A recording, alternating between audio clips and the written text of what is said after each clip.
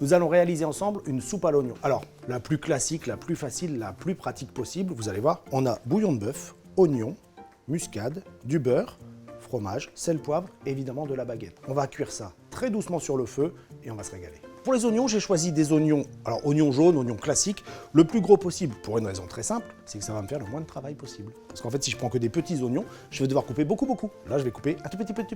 Alors, je vais d'abord tailler ici la base et le talon de mes oignons, parce que vous allez voir, c'est beaucoup plus facile pour les émincer et qu'ils se séparent bien. Donc, en ayant enlevé comme ça chaque extrémité, mes morceaux d'oignons vont vraiment très bien se séparer. Sur les oignons jaunes, on a des petites traces vertes comme ça.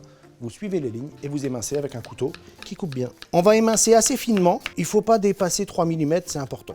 On peut les tailler à la machine ou à la mandoline, l'important c'est vraiment pas plus de 3 mm. On va maintenant passer à la cuisson des oignons. On va les faire simplement blondir dans du beurre, il faut qu'ils aient cette couleur blonde, pas trop colorée, qui va donner le goût un peu sucré à ma soupe à l'oignon. Alors on commence par mettre le beurre, un bon morceau de beurre parce que c'est ce qui va me permettre d'avoir vraiment du goût.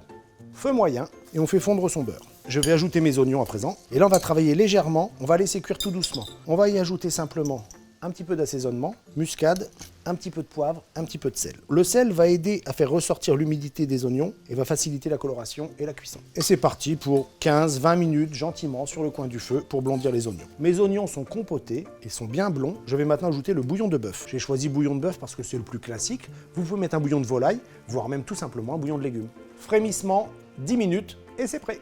Si vos oignons sont un peu forts, c'est un petit peu âcre, vous ajoutez une pointe de sucre, ça va adoucir la soupe, elle sera parfaite. Pendant que ma soupe est en cuisson, je vais couper le pain. Une baguette, si possible de la veille, si elle est un peu rassis, c'est plus facile à couper. Et vous allez faire des tranches d'environ un petit centimètre qu'on va sécher au four, sur grille, 180 degrés pour qu'il soit sec à l'extérieur, légèrement moelleux dedans. Le pain est prêt, la soupe est en cuisson, on va râper le fromage. L'idéal, c'est d'avoir un fromage qu'on va râper assez finement pour qu'il puisse gratiner assez rapidement.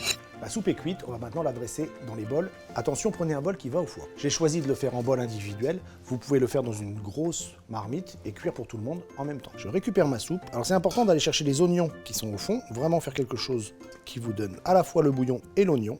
Je vais poser mon bol directement dans un plat qui va aller au four. Et maintenant, je vais répartir le pain et le fromage. D'abord le pain qui a été juste séché au four. Pas besoin d'une forte coloration sur le pain, ça amène de l'amertume. On a déjà l'oignon qui amène ce goût assez puissant, donc pas d'amertume. Un pain juste séché.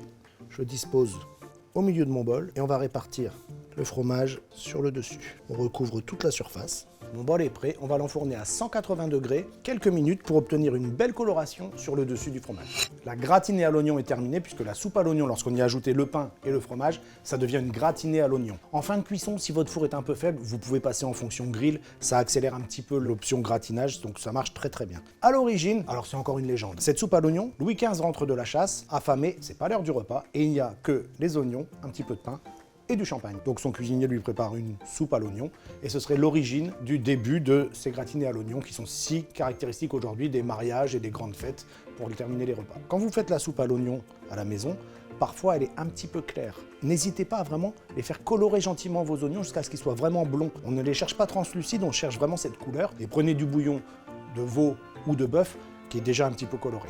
Si elle est trop liquide, ça arrive parfois parce que j'ai pas assez d'oignons ou elle n'a pas bien réduit, pas d'inquiétude. Un tout petit peu de fécule mélangé avec de l'eau froide ou éventuellement du porto blanc, vous versez dedans, vous reportez à ébullition et on aura cette texture juste onctueuse qui est donnée par l'oignon normalement dans la soupe. Alors bien évidemment, on connaît la soupe à l'oignon en fin de repas, en fin de soirée, mais on peut très bien la servir en entrée sans aucun problème. C'est un des plats traditionnels des brasseries parisiennes. Pour suivre une viande grillée, une petite salade, on a quand même le fromage, les oignons, c'est très bien, et quelque chose de léger en dessert.